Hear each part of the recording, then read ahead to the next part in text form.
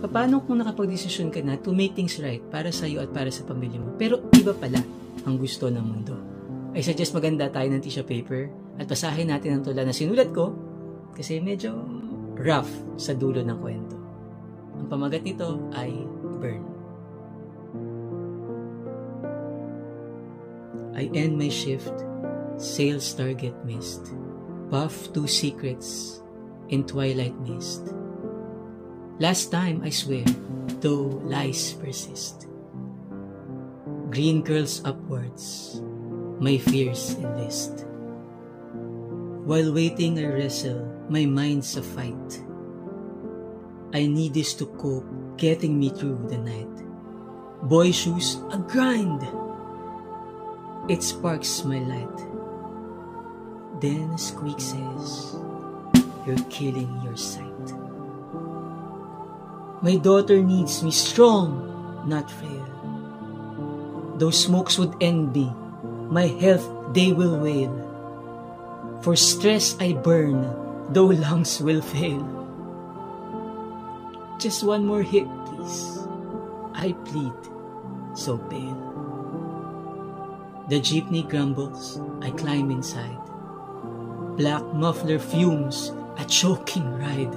I screamed at the driver, but throats denied. Soot burns my lungs, no place to hide.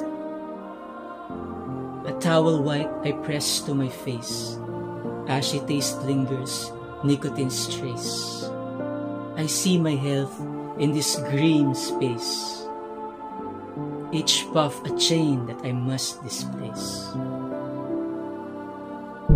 Doctor's word echo, quit or you're done. Lungs blackened, for my daughter I must run. This habit's cost, my life undone. Yes, I must break for me and my loved one. Then, round the bend, a fearsome sight.